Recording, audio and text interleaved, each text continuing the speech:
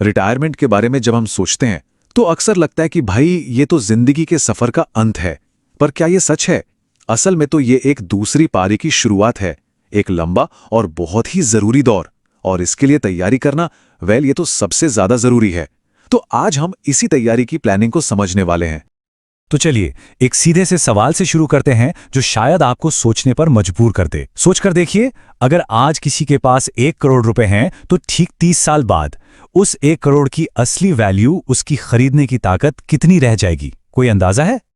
जवाब शायद चौंका देगा।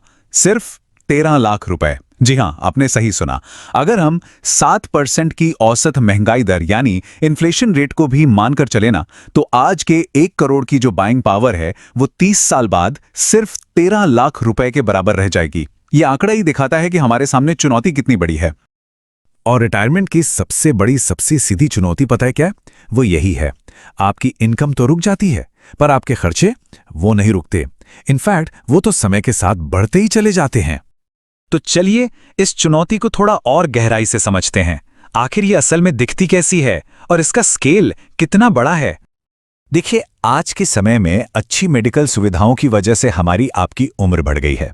मतलब एक औसत इंसान लगभग 30 साल काम करता है और रिटायरमेंट के बाद भी करीब करीब उतना ही समय यानी 30 साल और जी सकता है। इसका सीधा सा मतलब ये हुआ कि रिटायरमेंट का दौर भी आपके करियर जितना ही लंबा हो सकता है। और इतने लंबे समय के लिए एक मजबूत फाइनेंशियल प्लान बनाना कितना जरूरी है, ये आप समझ ही सकते हैं।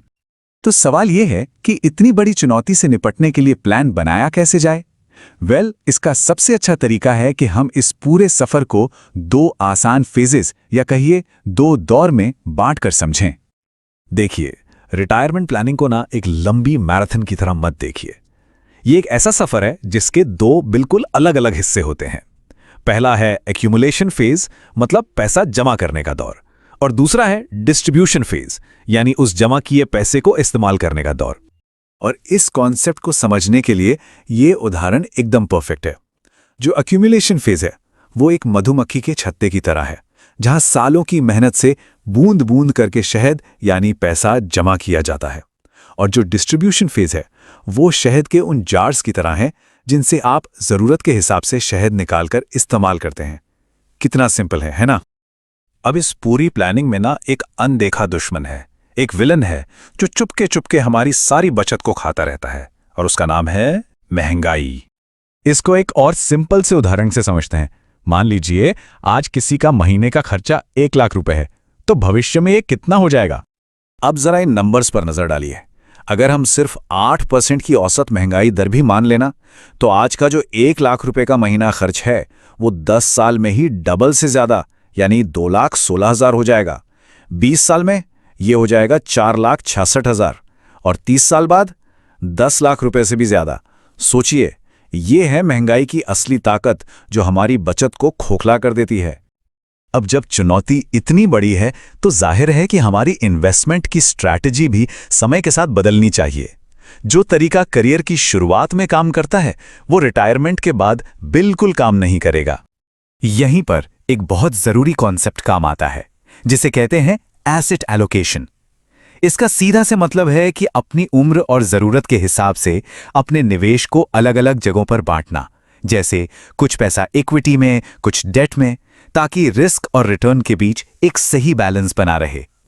अपने करियर के पहले 30 साल यानी जो हमारा एक्यूमुलेशन फेज है वो खरगोश की तरह होता है। यहां फोकस होता है तेजी से ग्रोथ पर, ताकि एक बड़ा फंड, एक बड़ी जमा पूंजी तैयार की जा सके। और इसके लिए ज्यादातर निवेश ग्रोथ वाली जगहों जैसे इक्विटी में किया जाता है। और फिर रिटायरमेंट के बाद के 30 साल यानी डिस्ट्रीब्यूशन फेज, वो कछुए की तरह होता है। यहां तेजी नहीं चाहिए, यहां चाहिए स्थिरता और एक रेगुलर इनकम। अब पूरा फोकस इस बात पर होता है कि जो पैसा जमा किया है वो सुरक्षित रहे और उससे हर महीने घर खर्च के लिए पैसे मिलते रहें। ये जो बदलाव है ना, ये आपके पोर्टफोलियो में भी साफ साफ दिखना चाहिए। जब कोई 30s में होता है तो उसका पोर्टफोलियो ग्रोथ एसेट्स यानी नीले रंग की तरफ झुका होता है, और जैसे जैसे उम्र बढ़ती है 60s तक आते आते ये झुकाव ज्यादा सुरक्षित इनकम एसेट्स यानी लाल रंग की तरफ हो जाता है। अब आते हैं सबसे जरूरी सवाल पर कि ये सब कुछ शुरू कब करना चाहिए, और इसका जवाब बहुत ही सिंपल है, जितनी जल्दी हो सके। पता है क्यों? क्योंकि शुरुआती सालों में की गई छोटी छोटी बचत भी ना कंपाउंडिंग की वजह से आगे चलकर एक बहुत बड़ा फर्क पैदा करती है। जैसे इस तस्वीर में ये केक दिख रहा है।